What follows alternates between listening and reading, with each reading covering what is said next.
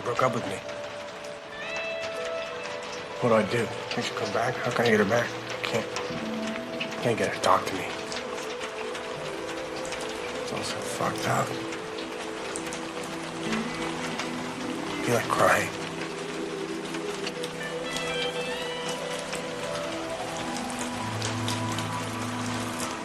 She gave me a pen. Gave my heart and she gave me a pen. Welcome to the Schirmer High Alumni Association. I'm Kristin. I'm Jeannine. And I'm Carole. And we rewatch movies from the 80s to determine, did that age well? This week's movie is the 1989 classic, Say Anything. Some movies don't just capture a time. They capture a feeling. Say Anything isn't really about romance or high school or even growing up. It's about that moment when you realize that love isn't supposed to make sense. It's supposed to make you brave. Watching it now, it hits differently. It's honest in a way that most 80s movies weren't.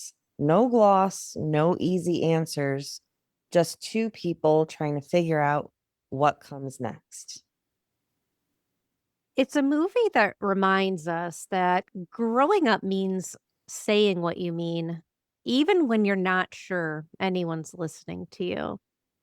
Join us for our 20th episode as we rewind, rewatch, and remember the decade that shaped us.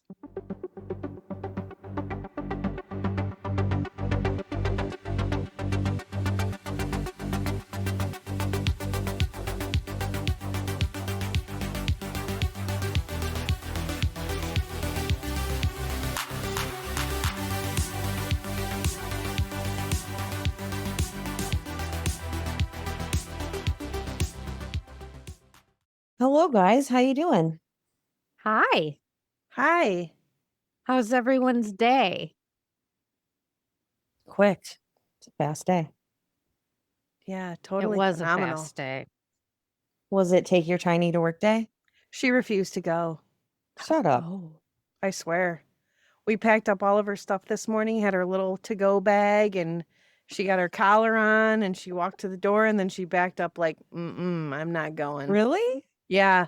And so Jason, my husband, I don't know if I've mentioned that before, he put her in the car and she was shaking like a leaf. And I was like, oh, we better take her back in the house. So Aw. she didn't want to go to work today. Did someone offend her?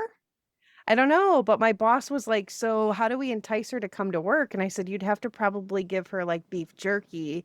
And he was like, order it, put it on my credit card. And I was like, okay.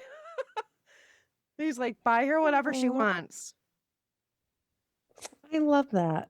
Yeah. So next time she comes to work, she'll have beef jerky waiting for her. Oh, I would like that too. I I know. know you wouldn't, but Right. I'll take some beef jerky. How come I don't get Yeah. any snacks? yeah. Right? People are really excited to see a dog. They're not excited to see me. Because they've seen you every day for the past like 30 years. 400 years, actually. Oh, Just I was celebrated. off by a few. Yeah, just celebrated. Right.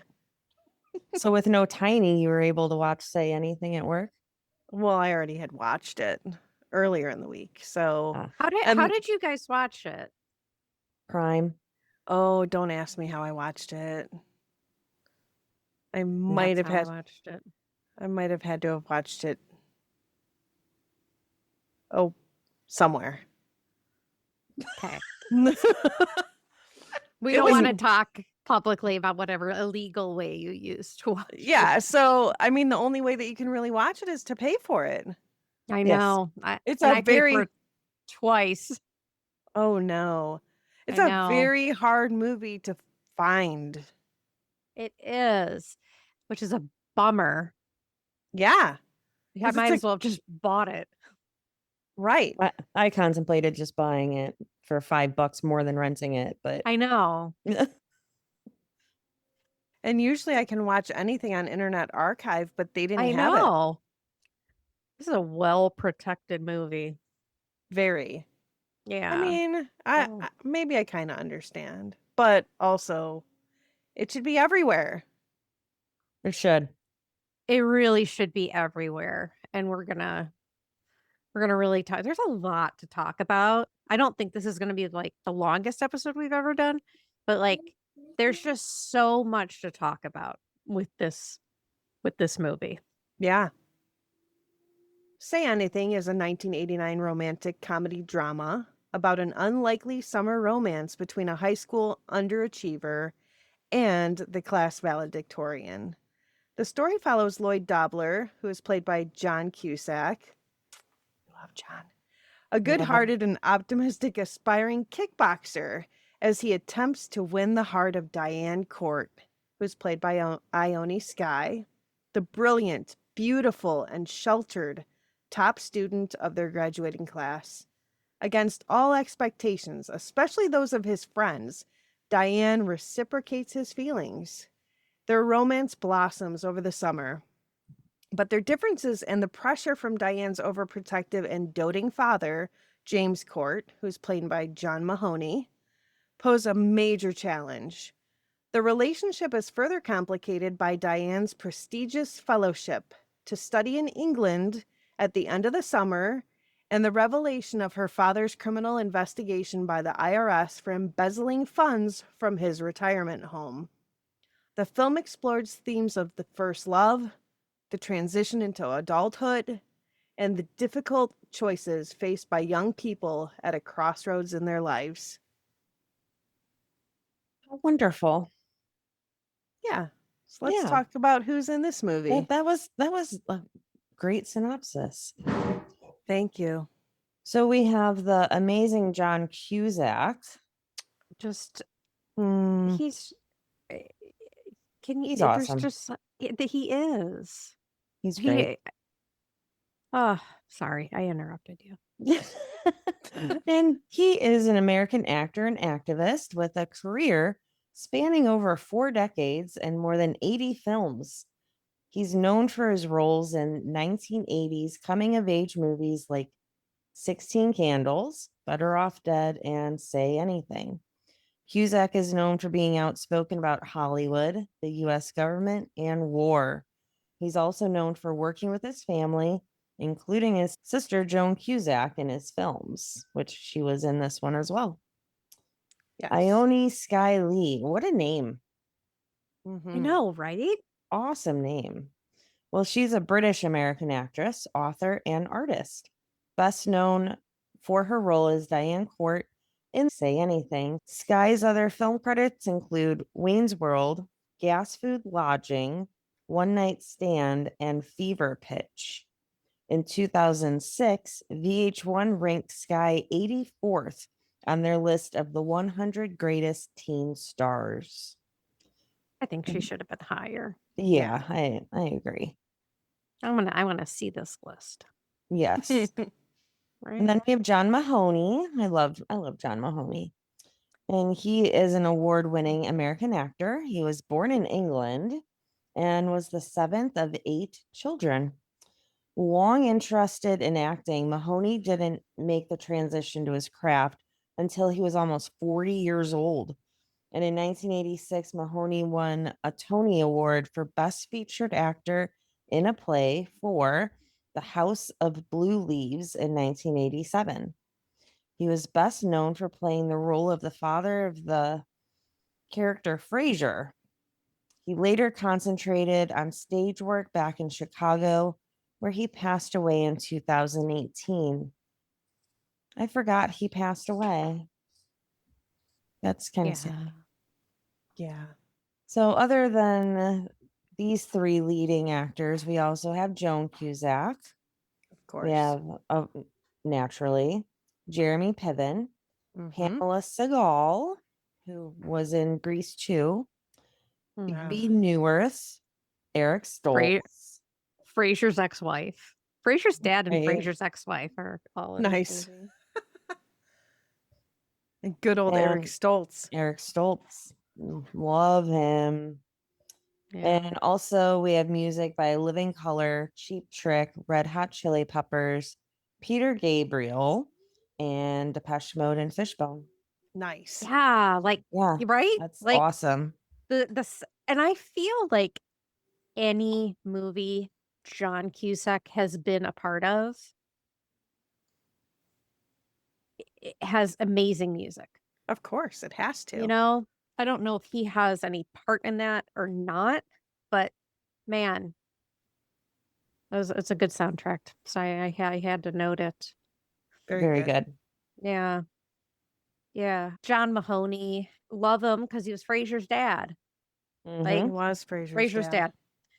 Don't you love to hate him? I don't know. Like, this role kind of, it's a great role.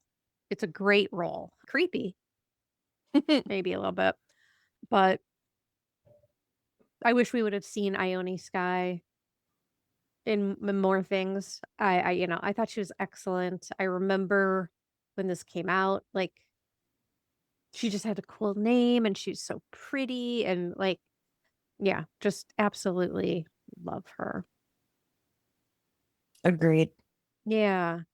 So let's just jump into it. You ready? Let's roll. All right, let's do it.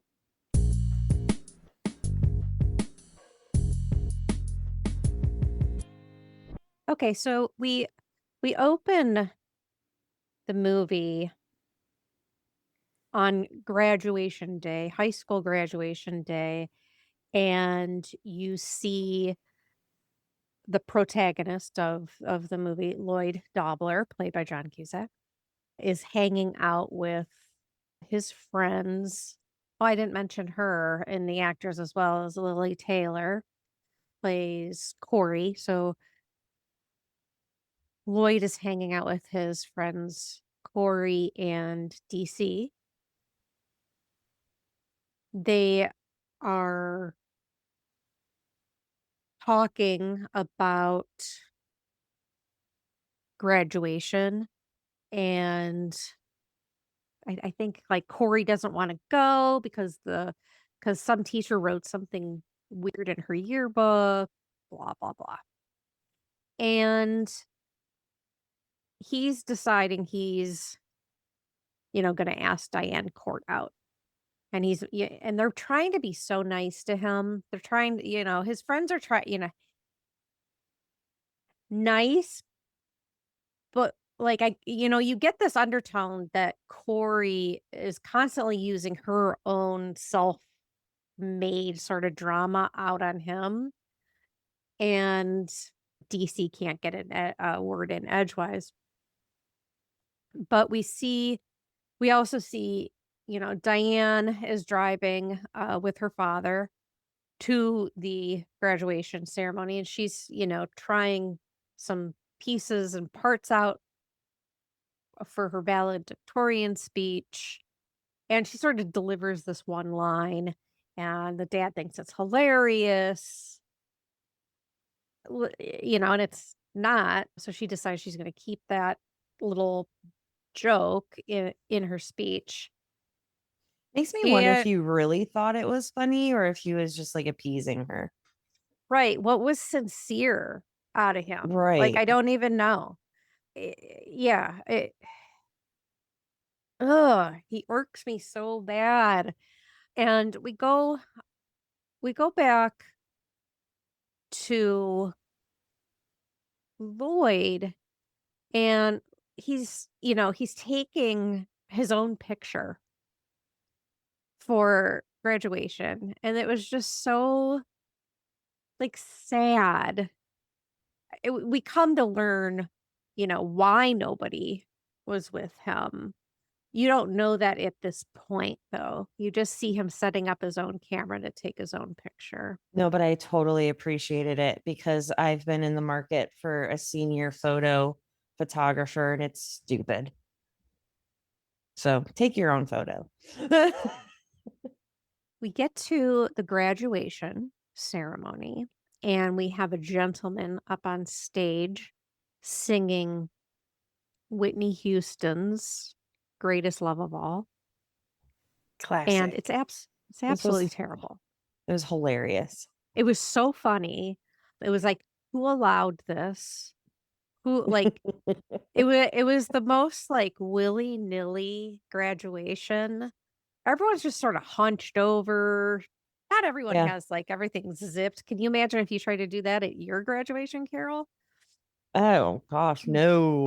That wouldn't have gone well. Even at ours, like we had practices. This was like people just Yeah. kind of showed up. Right.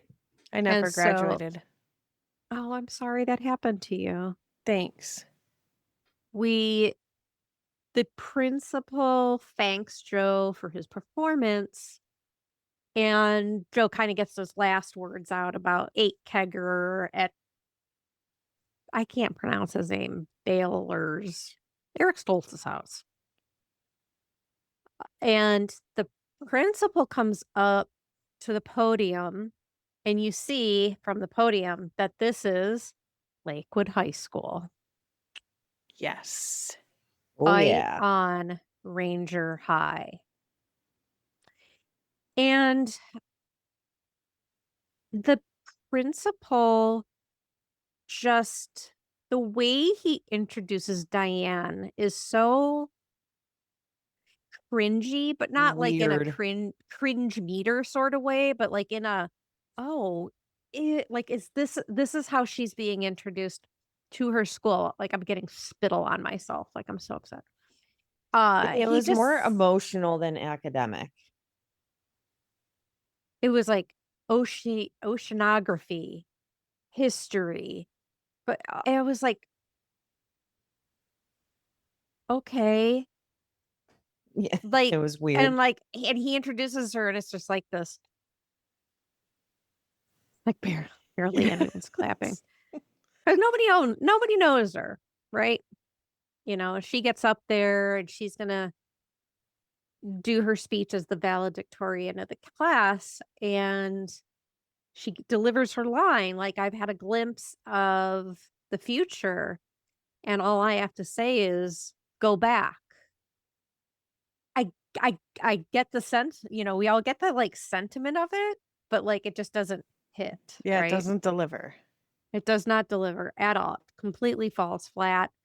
And so graduation is over. Well, at the and- graduation ceremony, she changed it from go back to I'm scared. Well, no, she says go back, but at the end of her speech, she does say, she gives her that joke. It falls flat. Only the dad laughs. And at the Gotcha, end of okay. it, she says what she does know. What she does Yes. know is that the future, she doesn't know that, you know, you can't predict what the future is going to bring. And Word, girl. that she's scared. And that was a great Gru sentiment, right? Like, and we'll talk about this in the reviews and our own feelings about this movie, but it was like, that was real. Like, it wasn't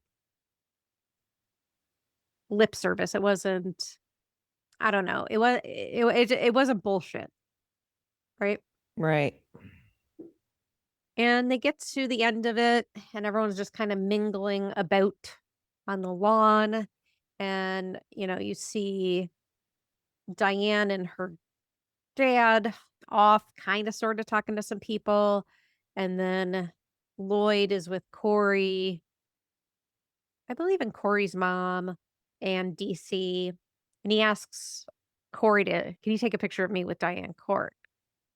Which really doesn't mean take a picture of him with Diane Court. So Corey knows the mission. She knows what she has to do. And so he does this kind of walk by as Diane's dad is presenting her with her graduation gift, which is a car. It was probably a $9,000 car. But and so as she's going, that Lloyd walks by and they get that snap of them together. In her manual transmission Ford Tempo. Oh, it was a Ford Tempo. Yes. I didn't look it up. That's awesome. Yep. So Lloyd is back at the apartment, and his sister, who's his actual sister, who plays his sister in the movie, comes in with his nephew, apologizing for not making it to the graduation. She feels bad about it because mom and dad are in Germany because that is where the dad is stationed in the army. So we kind of get some backstory, like he's still in the US with his sister who has a kid. Parents are okay, they're just overseas. But it also gives you an idea that Lloyd is well traveled, that he has not grown up here, perhaps, that he's been around the block a little bit, has a little bit of life experience, which I think is interpreted as no ambition, but we'll debate that. So the nephew, I believe, was sent home sick or something like that from daycare, and Lloyd is playing with him, and Constance is his sister too. She gets all like mad at him about them playing, and I don't have that line, but I do have that line where Yep. so Lloyd is talking to his nephew, Jason, or J-Man, and he's just trying to bring him out of his shell because he's not feeling good, blah, blah, blah. And he keeps yelling, like, yeah, yeah. It's like some sort of boxing or kickboxing thing. And they do this bit. They do this bit where Lloyd goes, Hey, my brother, can I buy a copy of your Hey Soul Classics? No, my brother, you have to go buy your own. and that is a very obscure commercial from the early 80s for a record album called Hey Soul Classics. And so it was just a riff off of that. I had to look it up because I was like, what are they doing? I wasn't really sure. So that was from that. And that's when Constance just sort of lays into Lloyd and she just yells at him. She's like, why can't you be his uncle and not his playmate? And my initial reaction to that is that an uncle's job? Yeah, Right. he's exactly being an uncle. Yes. Right. What's an right? So she's obviously projecting on him, really just probably kind of meaning a parent, like the dad who's not there anymore. Yes. Because he's doing he's a good uncle for a teenage guy, 18 years old, being that engaged with J-Man. He's a very good uncle. We go back to Diane's house, she's standing by a $9,000 jukebox, and her dad has one more gift to give her. And he's kind of drawing it out, and he goes into this, what is that called? Little chest guy. It might have a more proper name to it. Yeah. But and Diane, like he opens it, but Diane can't see what he's pulling out. And he pulls out this like nice decorative box. And he says something about like, this is the only thing of your mother's I kept, which is weird. And so he hands it to her and he's like, but open it up. And he bought his daughter like an engagement ring. Sorry. Pretty much, yeah. There's Yeah. something just a little. I'm not trying to be creepy. I'm really not trying to be creepy, but there's something creepy about it. I don't know. It feels weird in that scene, but then later on when like she's looking through the house, I don't want to give too much away. She Well, shows everyone's seen it. she shows the ring, and it's just like something you would have gotten at like JB Robinson Jewelers. It's not like an engagement ring. I mean, but it's still kind of the way he presented it was kind of weird. I mean, I'm agree. sure it's normal. I'm sure, like, I mean, my dad never presented me with any rings, but Same. Ooh, it's sort of like Flowers in the Attic. We got a little theme Ah, going there.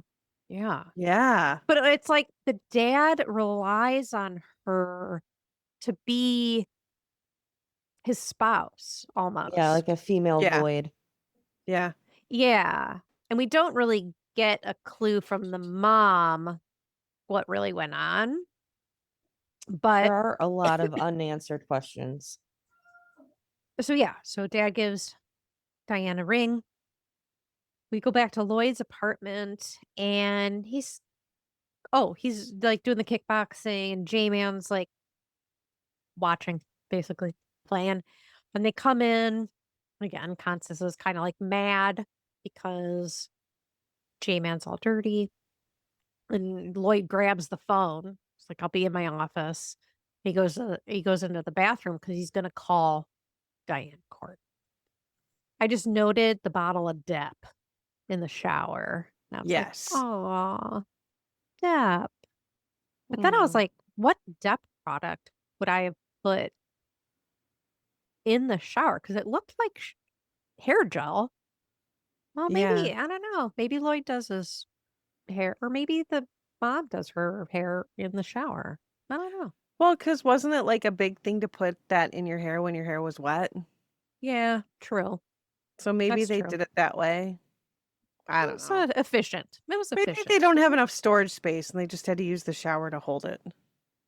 Lloyd calls over to the courthouse, the court's house, and what's his name? I just keep calling him Dad. Is it Jim? Yeah, okay. So he calls over and Jim answers the phone and he kind of gives Lloyd the to do. Like is this the guy with the Datsun? Is this the guy with and I don't get the feeling. I don't know. Like I don't get this feeling that Diane goes out on a lot of dates. So I can't tell if he's No. Right. ribbon or he's like or if like really she just had a very productive dating life. Or Yeah. maybe he's like testing Lloyd to see how he reacts to that. Or yeah, like he's putting him to some sort of weird test, but I didn't get the feeling that it was because she just has a lot of suitors. No. He tells Lloyd that she's not at home and Lloyd's just kind of a word vomiter. He just kind of talks and talks and talks and talks, which I love about him. Yes, it's adorable. And so Jim takes down Lloyd's number, blah blah blah. And right after that, Jim gets another call alerting him to something very exciting. And he immediately hops in the car to go to see Diane, which is at a nursing home that he runs that she works at. And he goes like into a prep room or something like that and lets her know that she has won this fellowship, the Reed Fellowship that is in London. And she, immediately her first reaction is, I have to get on a plane. There's something about planes, right? And so she does not want anything to do with that. There's no real good way around that. It really, really isn't unless you're going to get on the Queen Mary and head on over. You take the slow boat. Yeah, no, thank you. Diane eventually calls Lloyd back. And he's kind of like, oh, thanks for calling me. She's kind of like, well, I'm just calling you back. And so he's trying to ask her out, but she's, I'm busy and I'm busy and I'm busy. But he finally gets an idea for her that she's kind of like, I really should do that thing. Not so much, I'm going to go out with Lloyd Dobler. It was like, this guy is going to take me to this party. And she's never gone to a party, right? And so she agrees and Lloyd comes over and he picks her up. He comes to the door. He is very congenial with the dad, which of course, I appreciate. He's got his long And trench coat on. he's got his trench coat on, the Clash shirt that he wears, I think, the entire movie. Yeah, I think so. Yeah, and so he's like, "You can trust me," blah blah blah blah blah, and so they leave for the party at Eric Stoltz's house. Yes. And this is where he's almost immediately assigned keymaster duty. And maybe, I don't know how kids party these days. I should bring Alana in on that. I don't think it's the same. But, someone was relegated to being the sober person who determined whether you were able to drive home or not. And so that gets assigned to Lloyd. Shortly after, we see a young but also old Jeremy Piven. He's supposed to be a high schooler, but he looked 37. I didn't check his Yeah, age at the time of hard to this tell. film. Yeah, I can't tell. Then the chick from Heathers, and I'm only calling her the chick from Heathers because I don't know her by any other name. Well, Heather from Heathers. And the one kind of like alternative kid, kind of not exactly punk rock, but maybe he's a gay kid. I don't know. Not because he has hope. I don't know. He approaches Lloyd like, "How did you land this? Like, how did you?" Well, I called her up. Well, who are you? I'm Lloyd Dobler. Yes. I think that's love the next that. t-shirt. I think it's the next t-shirt. I'm Lloyd Dobler. Yeah. Boom. Says it all. At this party, we also have Corey. And Corey has her guitar, and she has written 63 songs about Joe, which during the course of this party jumps to 65 songs. And so she's sitting on the couch. There's a lot of songs about Joe, who is like the one kid who looks like a high school student in this. And so she's kind of holding court in the living room or something like that. And we see Dolores from Grease 2 sitting next door, which is adorable. And she grew in. She's such a cute teenager. Yeah, she Yes. became like a real lady. Yeah, she grew up. She did. Lloyd's out front. And he's collecting keys. And he kind of leaves Diane alone because she goes off with Heather. And he kind of leaves her to her own devices, and I appreciate that. He's not completely on top of her, but not being like a creep. So I do appreciate that. And then Fraser's ex-wife gets out of a car, Bebe, Miss something. She gives me the vibe that she was a school counselor or a college counselor or something like that, because she's trying to get him to commit to something for his future. This was so random. It was. And why is she at this party? Yeah. Well, right. But even before that, when she's just trying to get him to decide his future, he gives the most poignant, real answer. College? I mean, I've got to be honest with you. I'm not looking for that. I'm looking for something bigger, you know? I'm looking for a dare-to-be-great situation. Lloyd, everybody in that party put something on their record except you. How many of them really know what they want, though? I mean, a lot of them think that they have to know, right? But inside, they don't really know, so... Well, I Yes. don't know what I want to do, and neither do they. So I'm not going to waste my time. I think I'm destined for something greater, and I'm waiting to find out what that is. And it's just like, oh my God. Right. Yes. You don't need to know the rest of your life the day of graduation. Right. Or the day after, or 6 months after. You don't need to know. And I love that. But then she puts her keys in the key bag. So I love in this scene where he says, "All I know is I don't know." Yes. I love that. All I know is I don't know. I love that. I love that so much. Like, that makes And so much sense as a response. Like, all I know about this is I don't know. I don't know. And we get into that a little bit more detailed with Lloyd in a little bit, but I just, God, I love it so hard. And then we have Heather and Diane talking, and she's just constantly using air quotes. And it was like, is this where air quotes came from? Right? Did anyone use air quotes before this?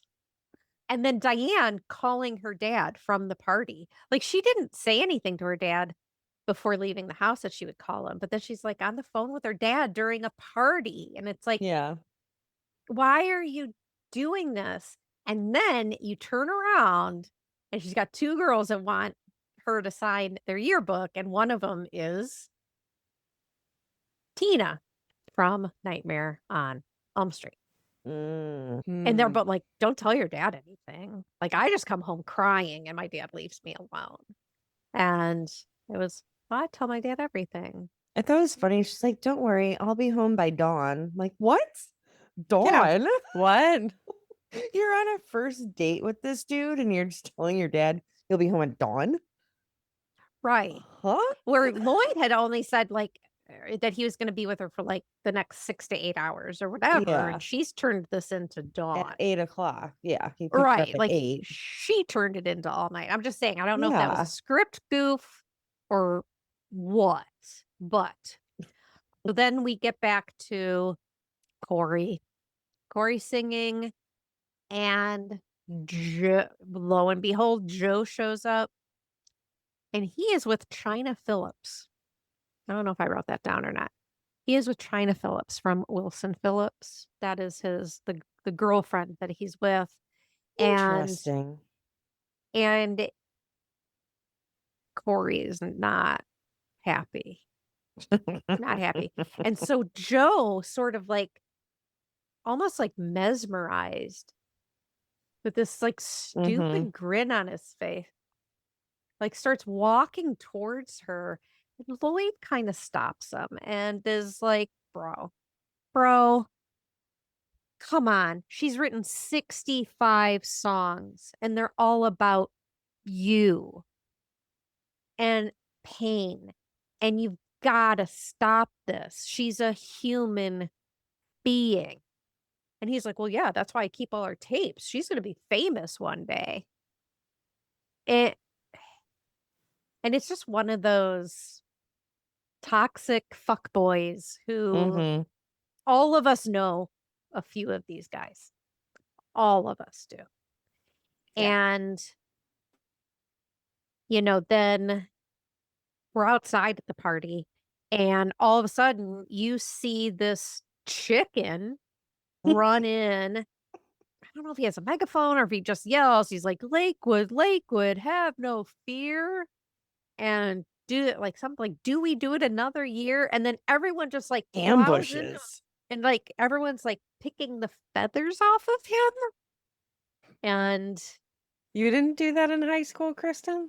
Yeah.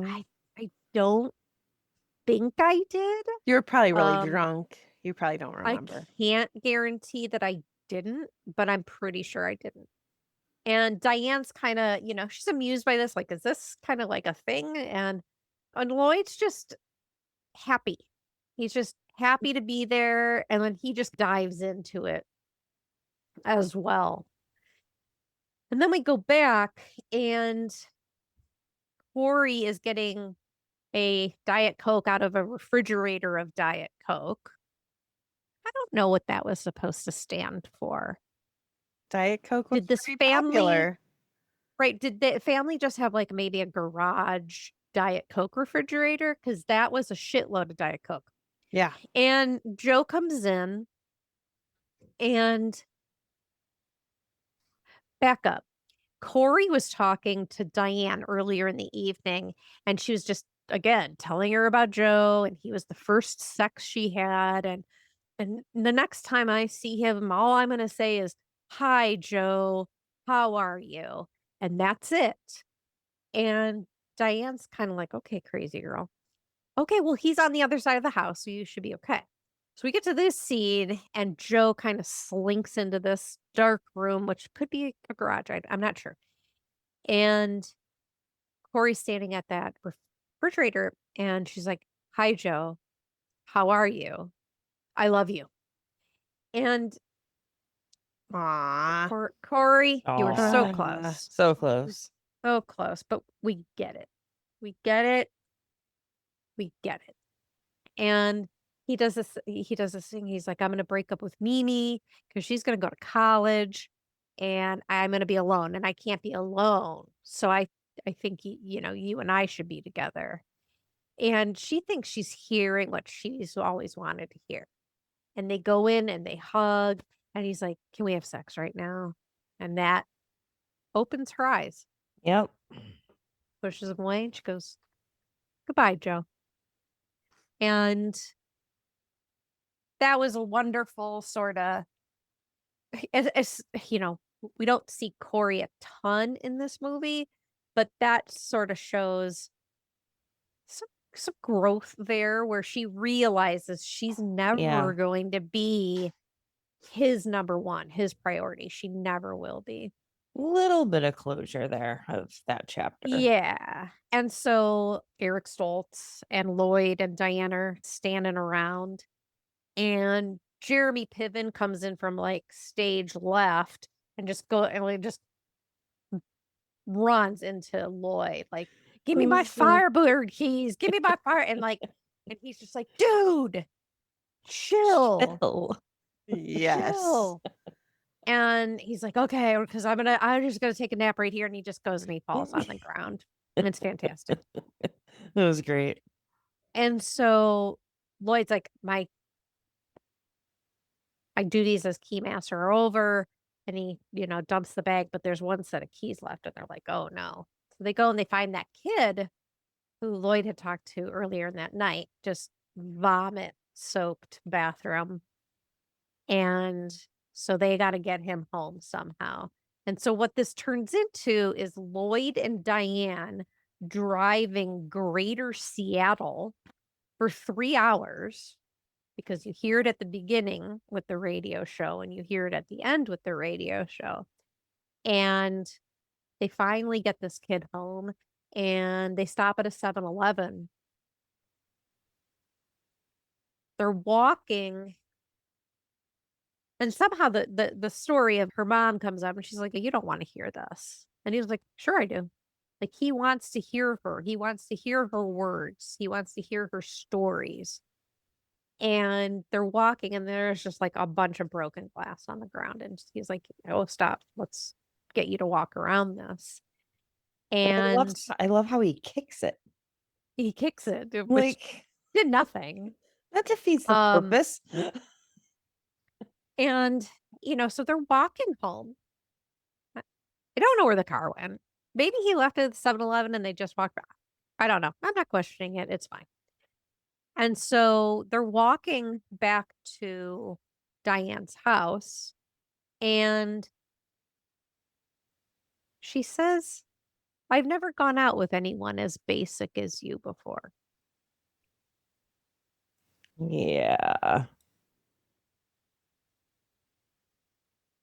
Which right off the rip sounds negative, but then it can also be endearing. I think she's just being factual. I don't think it was a dig. Yeah. She was just in her data-driven brain. It was like, but it also leads you to believe that she's gone out with other guys. Yes. So they get to an agreement where it's like, I'm going to call you later. And so Diane comes into the house, and she's so happy. She tells her dad she's so happy she went. She's so happy that she, went to the party, and that she does feel like she did miss out on a lot of stuff in high school. And he's telling her, no, you're on the path. You're on the path. And that made me start to sort of think, like, he was having her live out his, like, what he didn't do, Mhm. like, he has her on his path, not maybe necessarily her path. And so we get to a point here where it's like kind of their second date, but it's also dinner. Yes. And they're in her room and she's like through like bathroom closet door showing him some dresses. Should I wear this or should I wear this? Which I thought was interesting for a guy she doesn't know at all. Right. Like, and he's in her room like smelling the like brain thing, like Yeah. sculpture. The model. Yes. The model Like, brain. you're asking the guy who's sniffing your brain model what dress you should wear. And But just goes to show how comfortable she felt around him. yes, like this immediate comfort, like Mhm. no anxiety, which you could tell she was Yeah. kind of an anxiety Oh, yes. prone person. And she was just very at ease with him. Mhm. And she says, I know this is kind of weird, but doing this as the second time we're hanging out, I don't think she calls it a date. And she mentions to Lloyd that it's dinner with her father's accountant. Write that down. And a couple people that work at the nursing home. You don't think anything of it, right? You're just like, okay. And so they're at the dinner, and the way Diane and her father are in this scene, I want to see it as endearing, but I don't. You know what did we just watch recently? Or no. What I watched, that movie or the documentary about the mom who texted her daughter. Oh, yeah. That was so messed up. Unknown The number. Unknown catfish. number. Yeah, The unknown number. catfish. Yeah. Yeah. Yeah, and I also watched, like, Kendall Ray's version of it as well. But there's a lot of talk about it being, like, this new sort of digital Munchausen's by Mhm. proxy in a digital world. And I don't know, for some reason, that came to my mind in this scene. I know they have really no parallels, but it was like there's something they acted like a couple. Like, they riffed off of each other. They told each other stories. Like, we finished each other's sandwiches, right? Yeah, Like, it's a weird dynamic. it is a weird dynamic. And then they go into the story about the airplane and how when she was young, like she knew all the dynamics of an airplane and she was going with her dad down to LA and she ended up screaming. They had to turn the plane around, which sounds super dramatic for a screaming kid. And the air marshals like ask her to please not fly the friendly skies again. Other thing that came out of that was there was like a recording studio guy on that plane and he like got their contact information and they came over and recorded her screams. And to this day, you can hear those screams in a commercial. So that's kind of the punchline of the story.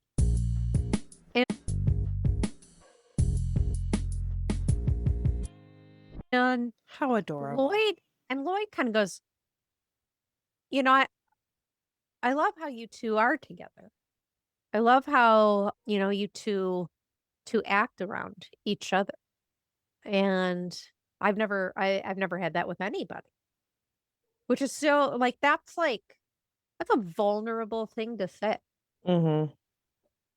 And the accountant guy is sort of like, okay, so you graduated as well, blah, blah, blah. Yes, I did. So what are you gonna do with, with your life, basically? And Jim sits down, yeah, Lloyd, what are you gonna do with your life? And that's when we have the famous. I don't know. I've thought about it quite a bit, sir. And I would have to say, considering what's waiting out there for me, I don't want to sell anything, buy anything, or process anything as a career. I don't want to sell anything bought or processed or buy anything sold or processed, to process anything sold, bought, or processed, or repair anything sold, bought, or processed. As a career, I don't want to do that. So my father's in the Army. He wants me to join, but I can't work for that corporation. So what I've been doing lately is kickboxing, which is a new sport, but I think it's got a good future. As far as career longevity, I don't really know because you can't really tell train 6 as a fighter. I couldn't get that one. It's no good. You have to be great. And I can't really tell if I'm great till I've had a couple of pro fights, but I haven't been knocked down yet. I don't know. I can't figure it out tonight. So I'm just going to hang with your daughter. And Love it's that. just, if I could put that on a shirt, I would. You probably could.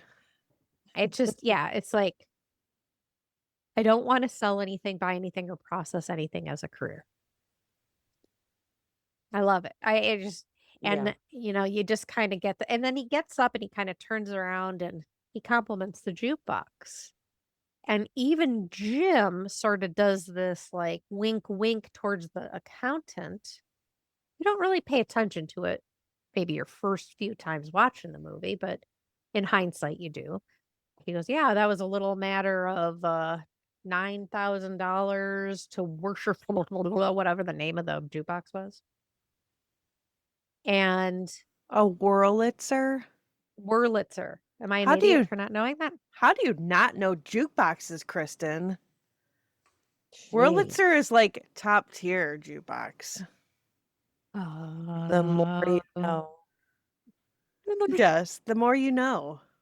So this is a Wurlitzer. dinner. This is a dinner party, and government workers always work at night. So the IRS shows up knocking at the door. And this does happen. The IRS will come to your door. Come to your door at like 7 or 8 o'clock at night. I just don't. I just don't think the government pays them to do that. But they show up at the door, and again, weird. Jim and Diane answer the door together. That's something a husband and wife would do, or just the husband. Like, anyway. The codependency here is really coming out. Yeah. Yeah. And not to go off on a tangent, I do think because of the divorce and because of her choosing her dad, I think she has to convince herself that he's great. She has to convince herself that she made that right choice by not going to live with her mom. And so IRS basically tells Jim, you're under investigation, And he's like, come to my place of business. Don't bother me at home. This night is over. Go. And so the next day, maybe, or, within a few days, I don't know. I don't know the timeline. Diane has lunch with her mom, who's played by somebody who's like relatively like familiar looking, but really, I don't think she was really in anything. And she asks her to be nice to the IRS about her dad. And the mom is kind of like, she's not telling her daughter something, obviously, because it's not her daughter's business what happened in her marriage. But she's kind of like, yeah, I don't want to say anything nice about your dad. And Diane won't let it go, right? She's like, I'm not letting this go until you agree to say something nice about dad to the IRS. And it's like, I don't think saying nice things to the IRS is going to do, anything at all. Again, a different day. On a different day, Lloyd and Diane are on the phone, and somehow they get into this conversation about him not liking old people. And he's biased against old people. And she goes into this whole thing, and he's like, you know what? You're right. I don't give them a chance, because he had one bad experience or something, right? And so he meets her at the nursing home, and they like have a day of it. And he gets to meet some of the residents, and They watch Cocoon, which I still don't think I've seen. No, Is that no is that interest. an Me 80s either. movie? I don't have any interest either. And then, again, it's a different day. They're having coffee, maybe at like a diner, like at or a donut shop or something like that. And Diane kind of goes into this, things are heavy right now. And she can't tell him why. She doesn't want to tell Lloyd about the IRS issues. But like these things are weighing really heavy on her. Plus, she's supposed to leave for London and she has to get on an airplane. And it's just too much for her. And she just doesn't want complications. And handle is the wrong word. He works with her so well. He doesn't Extremely well. right. He doesn't overreact. He processes what she is saying and then he gives something back to her. Which, if everyone could just talk to each other like this, I think our world would be a much, much better place. Absolutely. And it's like, okay, well, let's be friends. Okay. Well, what about friends with potential? Okay, friends with potential. She likes that. That feels okay to her. That feels safe to her. But then they immediately start basically dating, Right. like immediately. And he teaches her how to drive the Ford Tempo. And there's a whole kind of musical montage of them kissing in the rain. That driving lesson really reminded me of you teaching me. She did much better than you did. Totally Oh, better. God. I still can't do it. It's not happening. It wasn't me. It's totally not you. It's all me. I have no coordination. I don't know if it's a left brain, right? Well, you're left-handed, though. So are you. Right. That's why I'm like, wait a minute. You should have gotten this. Kristin never taught me how to drive stick. You never asked. She asked. Dang. Will you teach me? Do you have a stick shift car? I'll buy one. Just so you can teach me. Buy a Ford Tempo. Yeah, there you go. Get a 1989 Ford Tempo. I think the last we had a Mercedes C-Class that was manual transmission. Yeah, there's a lot of and that's when we were like, and that was a very low to the ground car. Yeah. Oh God. Getting out of that thing was horrible. And we were both like, Tavia and I were like, we're done. We're too old to get off from the ground out of this car. And our knees hurt. Yes. We're done. Yep. One day I will learn.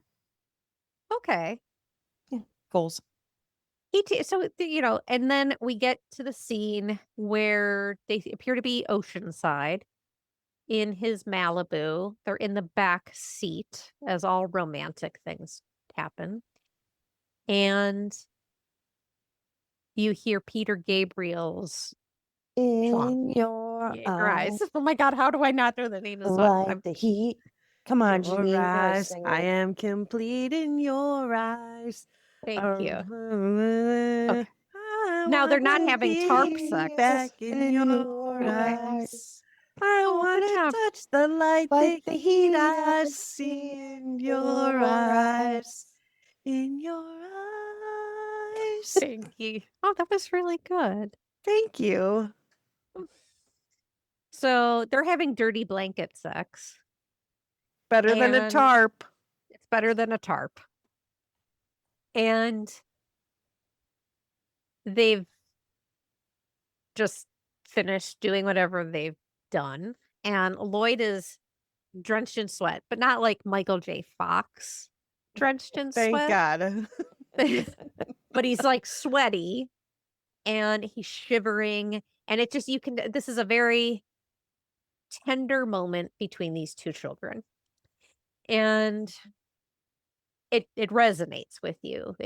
Like you mark that. Okay, this was a very meaningful time for them, right?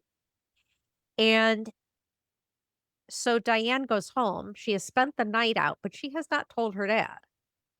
And he's pissed. He's pissed that she was out all night. He didn't know. And he's valid. He's 100% valid in that. Was he supposed to call hospitals? Was he supposed? I've had some kids not come home when they were supposed to, and that is, it's nerve-wracking. It's an anxiety nobody deserves to have. And so he is valid in his anger. And it's not like today where we can just track our kids. Yeah, put an Right. air tag on them. Yeah. right. You know, find my didn't exist back then. Find my kid. So once people left, you just had no idea where they were really going. No. Again, I think did I post that on the Schirmer page? So I think I posted like it's 10 o'clock. It's 10 p.m. Do you know where your children are? Right. Nobody knew where we were. And it was she beautiful. And it was beautiful. But we were also like, we knew the rules, right? Mm-hmm. Yeah. We knew to get the fuck home or bad shit was going to happen. Yeah. Right? But it Where- never did. So we're just going to adopt Carole fully into Gen X right now, so she doesn't have to take the blame of any of this. But, you know, you do have this millennial generation who became the soft parenting, the democracy parenting, Mm-hmm. where now we've got Gen Z are circling back to fuck around and find out. Mm-hmm. Yes. Like they're, you know, so it is coming back around, which I'm happy about. Is like, go ahead, touch that fucking stove burner. You'll figure it out.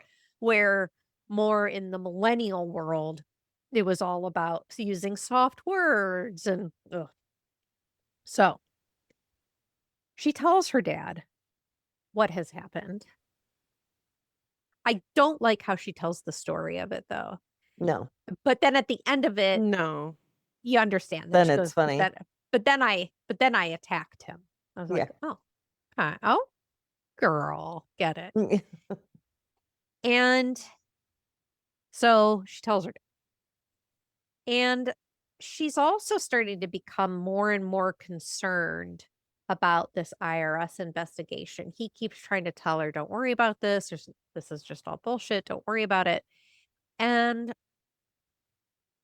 there are like 3 scenes smashed together, which I don't understand why it was shot this way, but whatever. So there's a scene where Jim comes home, she's sitting at one of the desks, and I think she's writing out checks or something, and she questions whether or not she should go to London. And he's like, no, this is not a question. This is, you're going to London. You can't worry about me. You got to go. Then it cuts to a different day and they're standing somewhere and it's like the same conversation. And then it cuts again to them in the kitchen. And the way he is like keying in that maybe this has something to do with Lloyd is semi-valid. That it is semi-valid as a parent to question that this new in troubleshooting 101, it's like, what has changed? IRS investigation, but also there's this new guy in your life. And he doesn't pressure her, but he just sort of is like, you need to let this guy go. And here, you could give him this pen. What? She's like, I'm not going to give him a pen. And then he gets all upset, not at her, but at himself, but in a passive aggressive way. Woe is me, but also fuck you. It was a strange, what am I doing? I shouldn't be projecting my stuff onto you, but he was saying it in such a way that he was making it her fault too. And I didn't like that. I don't know if that was intentional or not, but they have this moment where they hug and he rips himself away from her and walks out of the kitchen. And I don't get that. There's something like some psychology that's being employed here that it's like, I don't know. I'm going to let it go, but So then we see Lloyd is teaching a kickboxing class. So he's got a little job. And and it's all the little kids- adorable. It's all these And it's little so tiny cute. kids. It's all these adorable little kids. They're learning, and he gets a phone call, and it's obviously Diane. He's like, I can't believe they're paying me to do this. It's super cute. He says he's going to go and pick her up in an hour. And this is, they're driving, and he's about to tell her, like, he's ready to tell, like, things are starting to feel good in Lloyd's life, right? And he wants to tell her something, and again, word vomit. He's like, but I don't know how I'm gonna. And she goes, I think I know what you're gonna say. And he goes, you don't know how what I'm gonna say. And he says, I love you, as she is saying, basically, I think we need to spend some time apart. And again, as Lloyd does, he's processing the words she's saying, and he's giving it back to her. But he is realizing over the seconds and seconds that she's breaking up with him. And, he has pulled over the car, and she gives him the pen, Ugh. and she gets out of the car. And that's that. Yeah. The pen is to write to her. Oh yeah, she does say, she does give it a little soft blow, but still, she gave Yeah. him the fucking pen. So Lloyd is driving around. You see him, it's pouring rain. He is in a phone booth, and he's on the phone with his sister. He's just, I don't know what to do. How do I get her back? What do I do? Blah, blah, blah. And he gives the next pivotal line of the movie. I gave her my heart. She gave me a pen. Classic. And he's classic driving line. around more. He's like recording on a tape recorder like Dad used to. And I didn't really understand that. I know, I'm like, Was he is it rec- something he's gonna mail Corey? Is Corey gone and he has Yeah. to send something to her? Like, I don't Wha- understand why he was doing this exactly, but it gave some context to the scene, I guess. Yeah, it was And weird. the one thing he said was like, the girl made me trust myself. And that was so sad. That was so sad. Yeah. And so, for whatever reason, so he ends up over at the Sip and Suds. So that's where all the dudes are hanging out. And they're all giving him their opinions about chicks, right? Oh yeah, go find And a it's chick who all looks just like her. like Break her. up with her. Yeah, bang her and break up with her. And then like this little kid's just bitches, man. I gotta get home. Yeah, I gotta And Joe go. is, so it's Jeremy Piven, and then Joe, some other guy, and then the little kid, and the little kid leaves. And so they're giving him all this like terrible advice about women. Like, he was like, if you guys know so much about women, then why are you hanging around sipping suds at 9:00 on a Saturday night? With no women around. And no women around. Right. And they would kind of all look at, by choice. Mm-hmm. It's like, okay. And Joe approaches Lloyd and is like, name any chick. I'll get you any chick. Get your mind off of this. And he's like, Diane Court. He's like, I can't do that one. We see Diane's dad. He's in a store shopping for some luggage. Very, luggage of the late 80s, early 90s. I remember going shopping for luggage with Mom. Is that a core memory you have? Yeah. Where were Okay. you going? Okay, now this is going to sound weird, but there was some sort of store at Westgate, and I don't know if it was like a separated building from like a department store. The Dillard's home store? Maybe. And so you'd go into that store and they had all their luggage displayed and you could buy like each piece. And I remember mom picking out like a big piece of luggage and then this is why it triggered it was because I remember him saying, you know, I'll take the whole set. And she said the same thing, like I'll just take the whole set. Oh, So it was Nice. almost like the same thing. Yeah, it was that building that like Jax ended up being in, right? yeah. That was the Yeah. Dillard's home And store. then the Dillard's home store was that like Yeah. I remember going in there and buying luggage. I don't At remember a some whole lot, but that's one thing I remember. I believe that was where we had to go to buy video games for the I'm Odyssey? not gonna the Atari. Odyssey. No, it was the We didn't have Odyssey. we didn't have an Atari. We had an Odyssey. We didn't have an Atari gaming console. We did have an Atari computer. Yeah. Correct. And that had like the diskette stuff, but this was for the cartridges. Yeah, but like buying luggage nowadays is just it's so different than like back then. It was like a big deal. You'd go in and like pick out your pattern. You'd pick out what pieces out of that pattern that you wanted. I mean, and you know what? We can't have nice things because no matter how nice of a piece of luggage you get, it is going to get thrown around, dropped, and not by you. Right. You know, and we've got some of the nicest Delsey luggage that has been beaten to shit. Like there's just nothing you can do about it. And again, it sucks because there are not a lot of recycle places you can take luggage that is broken, like full blown broken.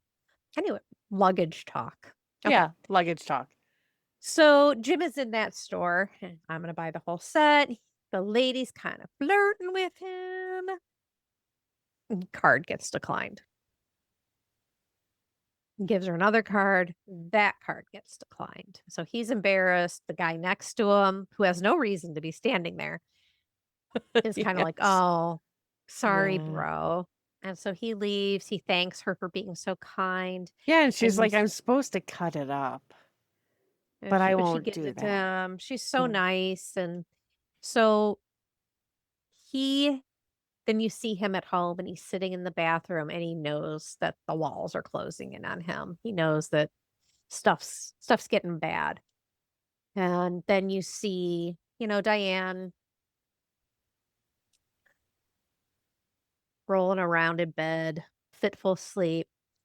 And that's when you hear In Your Eyes start playing outside of her window, where they cut over to John or Lloyd standing outside his car with the boombox above his head, which is it's just such a good scene. Everyone knows it. Everyone knows it. Everyone knows that still.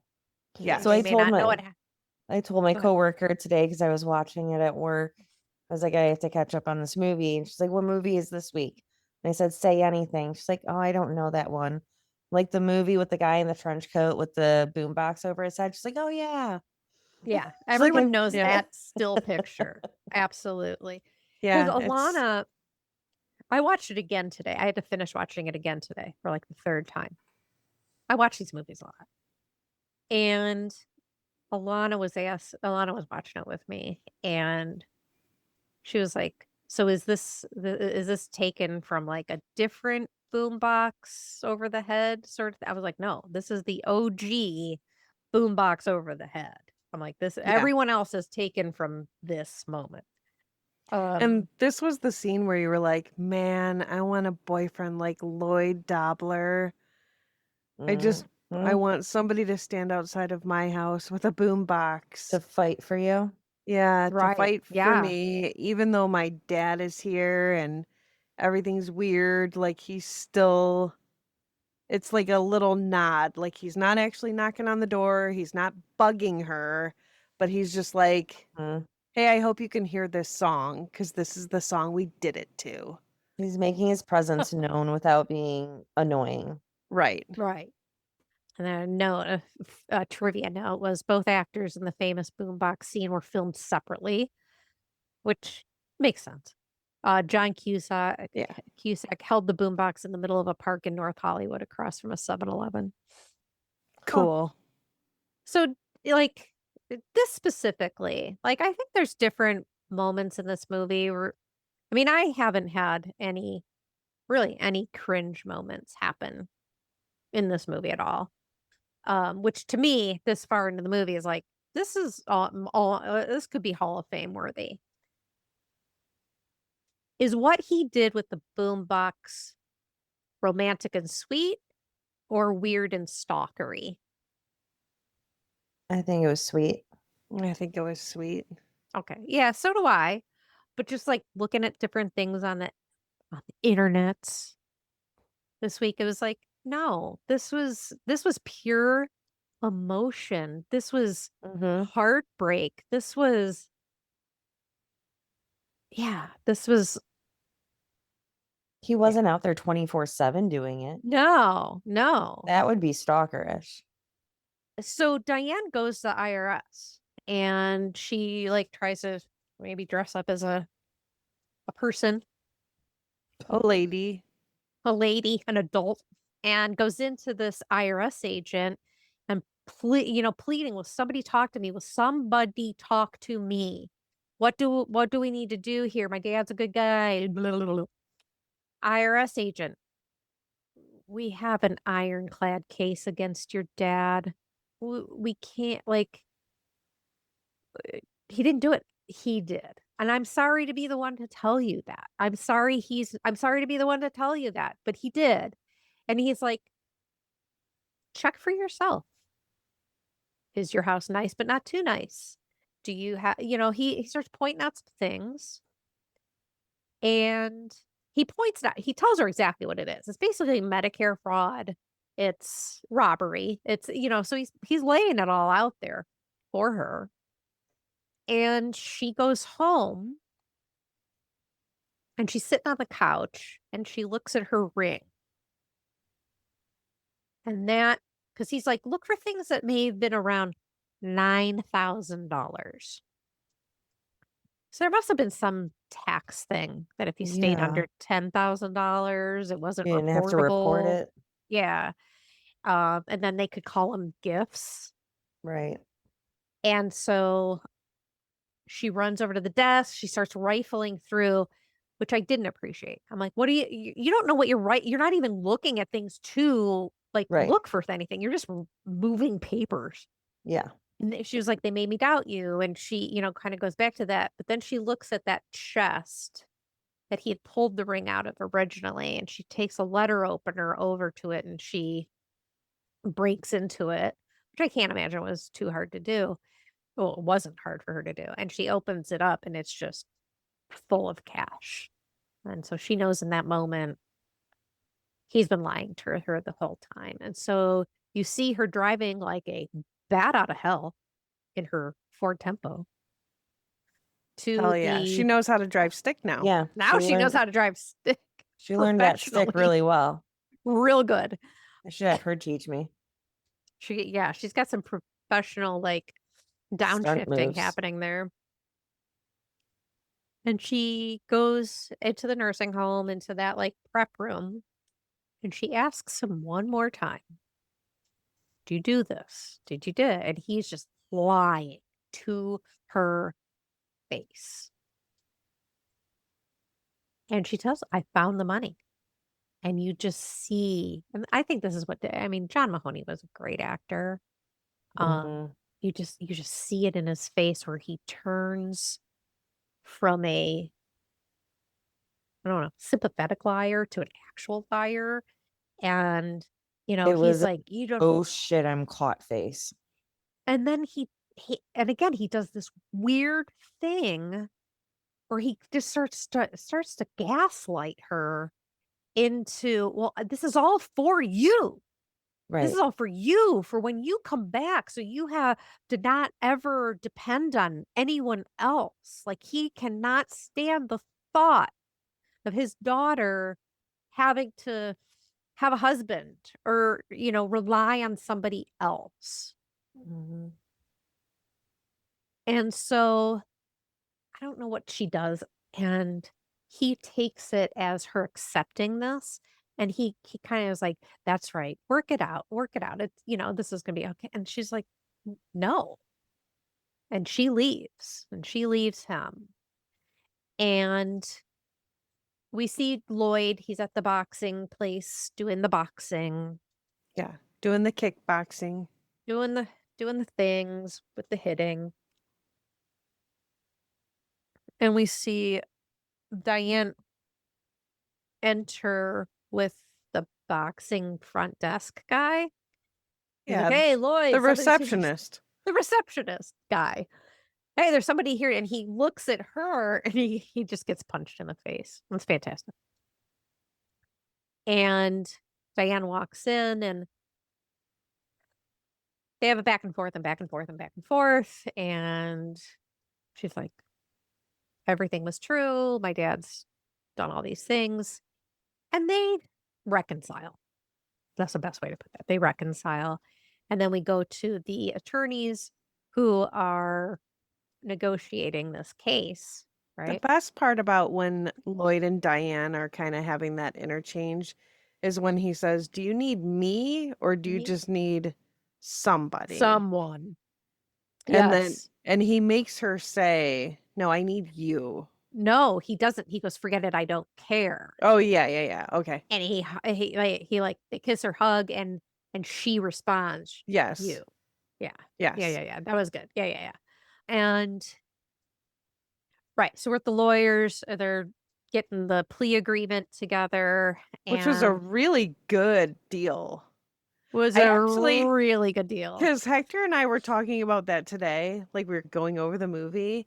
And I said, he only got 9 months and he had to pay this $125 or $125,000 fine or whatever. And he's like, yeah, that's not very realistic. He's like, that's a fantastic deal for what he did. He's like, and nowadays that guy would have been sitting in prison for Well, what's decades. $125,000 today? Uh-oh, Carole, you're up. Oh, jeez. Because we don't know how much money he pilfered. White collar crime. I'd be interested to know what $125,000 is today.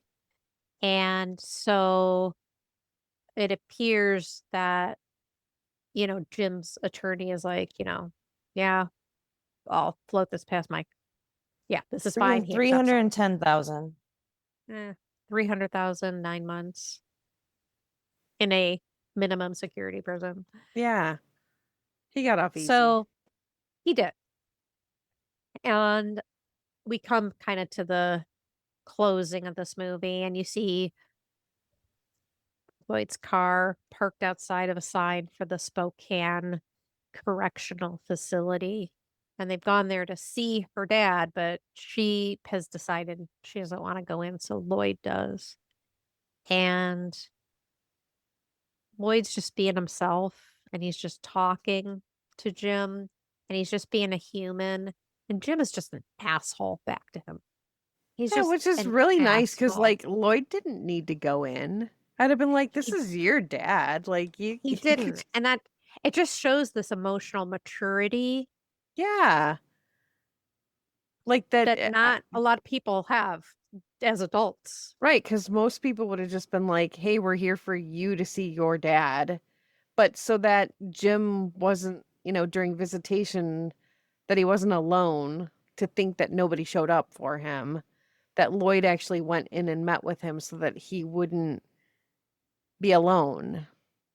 Well, and his only concern is, are you going to England with her? Yeah, fuck you, dude. And it's like, it's like the dad didn't learn a fucking thing. That you get to the end of this movie and it's like, and you get that because Diane does show up. And she does, I don't know what else to say except goodbye. And she gives him the pen. Yes. Which, yeah, you can't do that. Prison. You can't give a prisoner a pen. No, you can't give him anything. That will be a shank in 2 minutes. Yeah, no. He's no. in But minimum she get, security.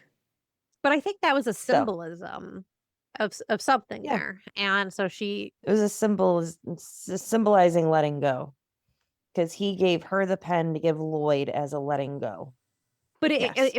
so back to when Jim and Lloyd were talking, and Jim was just like, what are you going to do with your life?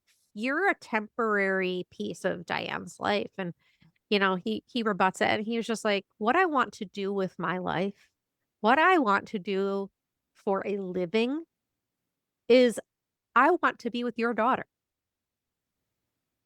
Correct answer, From the sir. from the surface, it's like that is the most romantic, lovely gesture ever. But homeboy, you're also gonna need to get a job, Right. Yeah. because I like anybody could say that, and that's like super romantic. But also, you're not just gonna like live off of her intelligence. I know that that's Live not off the of intent, love. right? Because obviously she's gonna be some uber famous think tank lady. I don't know. And, you know, and he just calls her, and Jim just calls Lloyd a distraction. And he goes, I'm a distraction that's going to England with her, sir. And it was just like, boom, Mhm. mic drop. Yeah. Fuck you, Jim. And Jim gets up and he kind of walks away from Lloyd, but Lloyd still shows grace. Are you okay, Mhm. sir? Are you doing okay? And he turns around and he just screams at him, I'm incarcerated, Lloyd. No shit. Right. So in an interview with John Mahoney, that is a line he screams at John Cusack every time he saw him. That's great. I thought that was hilarious. Oh, that's great. When you do see Diane and her dad sort of not reconcile, but sort of have this Understanding. sense of Yeah, like- closure and understanding. Here's the pen. Here's the breakup. Goodbye. Mhm. Lloyd is sort of sitting off to the side, and you can tell he's happy. He's happy that they do have this moment. And so then we see Lloyd packing up his space at the house. I guess he just sleeps in the living room. And he He's got a big duffel bag. does. He has a big duffel bag. And Probably the military grade one. oh yeah, I'm sure. And we see on the next scene him and Diane are sitting, middle two of a 342 configuration airplane. Like a 343, sorry. And he's explaining to her everything that's happening because she's scared. She doesn't want to fly. And he's explaining the engines and the liftoff, and it's like roller coasters. Everybody loves roller coasters. And then, this things you don't hear anymore. He's like, well, not this, but typically if anything goes wrong, it goes wrong in the first 5 minutes after takeoff.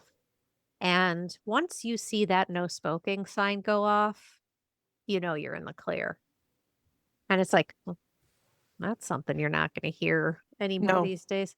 Except when you're in an old ass aircraft when that no smoking is still there. Yes. It doesn't work, Right. but it's still there. And so, he's got his arm around her and they're both just staring at the no smoking sign. And he's like, any minute now. Any minute. And then ding, and it cuts to black. And it's the perfect ending. Where's the ding? It's coming. Any second now.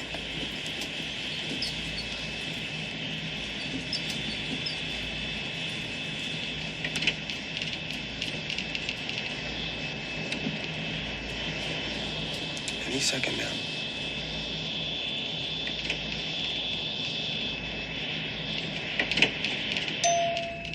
Yes. This scene reminded me of when Annie and I were flying towards Nantucket, but I think we flew into Boston, and it was her first flight. And I was explaining Ever? yes. So I was explaining all of Wow. the noises and what was happening. And there was kind of a weird sound that happened. And she's like, "What was that?" I'm like, "Oh, don't worry, it's normal." And you hear the guy behind us say, "Well, that didn't sound good." Oh no. And I'm like, dude. You've had a few good adventures to Nantucket in airplanes. Oh, yeah. Yeah. It was me. I had a freak out too, didn't I? They won't stop turning. We're just circling the fucking airport. Circle. And we did Like, that. we're gonna die. We did that last summer around Washington, D.C. Just turning and turning and turning. And it's like, would you land the fucking plane? It's such a cluster over there. Ugh. I digress. And that is Say Anything. What a wonderful flick. It really is. So, Rotten Tomatoes gave us a 98%. Dang. Dang. Right. Balls to the wall. What? We've never reviewed. Yeah. We haven't reviewed anything near this high. No. That's awesome. And they got an Yeah. 85% on the popcorn meter. So that's crazy. So the website's critics consensus reads, one of the definitive Generation X movies. Say Anything is equally funny and heartfelt, and it established John Cusack as an icon for left of center types everywhere. I agree with that. Yeah.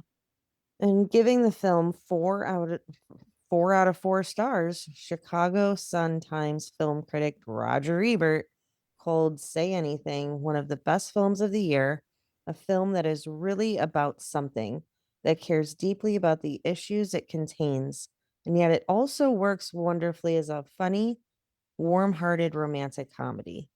He later included it in his 2002 Great Movie List, writing, "Say Anything exists entirely in a real world, is not a fantasy or a pious parable, has characters who we sort of recognize, and is directed with care for the human feelings involved."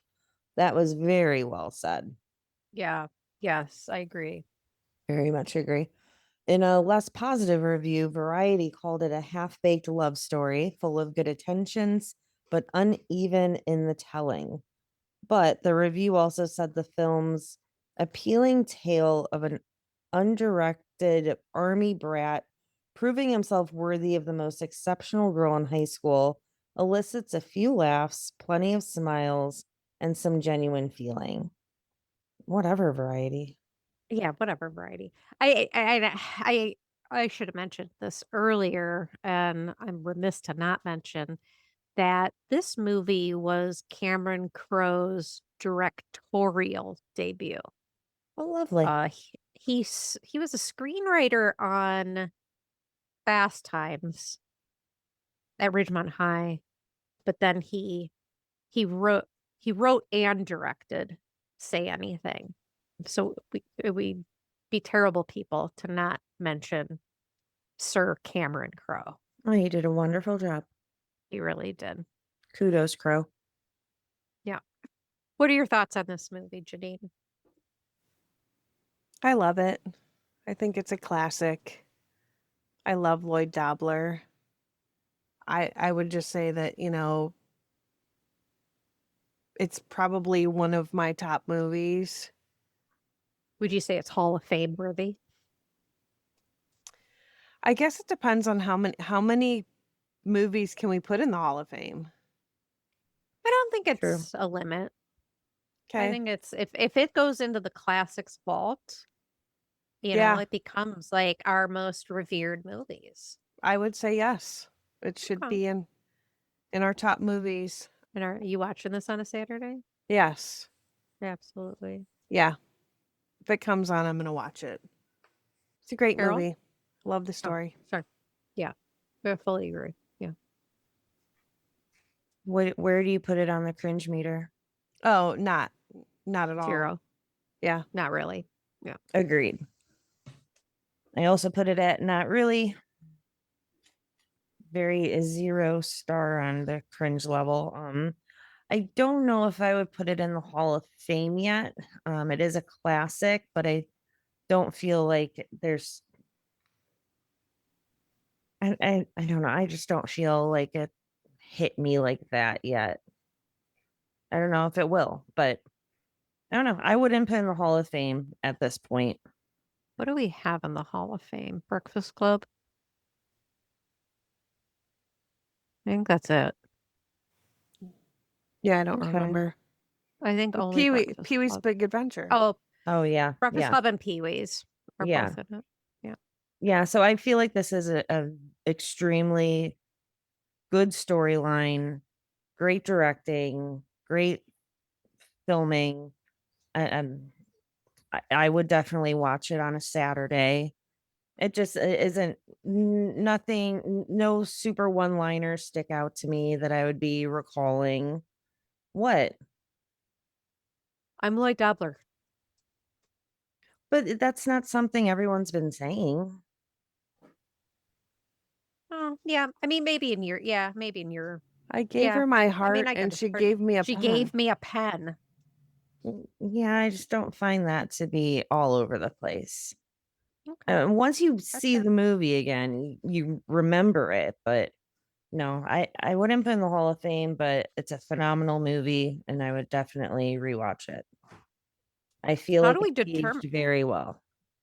Okay. Are you? Did you say you're watching it? Yes. So what determines if something gets in the Hall of Fame or not? Majority or 100%? I'd say majority. Yeah, majority. Okay, I great. just think we have to just vote it in. Yeah. I didn't realize how much I loved this movie before watching it again this week. It sort of takes this back seat to the Brat Pack movies, I feel, because they're Brat Pack movies. But this script, this movie, these actors all stand on their own. They're all of it's almost near perfect. You know, up there with like Back to the Future was so close, I think, to Hall of Fame, but just like Yeah. just missed it. But I think this one to me is a slam dunk Hall of Fame, aged well. Your kids should watch it, your grandchildren should watch it. It has raw emotion in it. And I think we don't see that enough in really well-made movies. And I will be watching it on a Saturday if it were to ever come on, which obviously isn't going to happen because this is the hardest movie to get a hold of. Yeah, you can't watch it. Now, for comparison, even though we haven't done it yet, if you had to choose one between Say Anything or Some Kind of Wonderful being in the young love realm, which would you choose over that? Probably this one. That's tough because I don't have Some Kind of Wonderful fresh in my mind. I know. See, neither do I, Okay. and I have to Like remember and I haven't like- watched it in a while, so I feel like if we rewatched that and like had every little tidbit Yeah. fresh in our minds. okay. Re-ask. I think I have this on calendar. I think this is on our calendar. I So think we have to ask this question after we watch that movie, and because then we'll that's be able what to. I'm comparing to in terms of like how, like I feel like that teenager love story kind of impacts me more than this one. So that's Valid. And that's What? valid. That's valid. right. So we just have to Yeah. watch that. Yeah. But this one, I like it. It's timeless. It's almost a perfect movie, and I think it definitely is up there with Breakfast Club and Pee-wee's. Absolutely, 100%. Excellent. Awesome. Great. Wonderful. Amazing.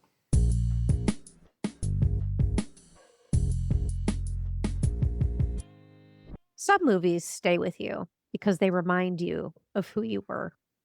It's rare for a movie from this era to feel this honest. No fake happy ending, no big speech that fixes everything. Just two people choosing to show up for each other, even when it's hard. That's why Say Anything earns its spot in the Schirmer High Hall of Fame. It's simple, it's messy, and it's real. We never stopped rooting for Lloyd and Diane, or for the idea that love, at its best, is just about showing up.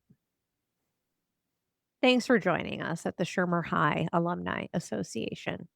If you had as much fun as we did, hit follow, leave a review, and share this episode with your fellow 80s movies lovers. And until next time, be kind and don't forget to rewind.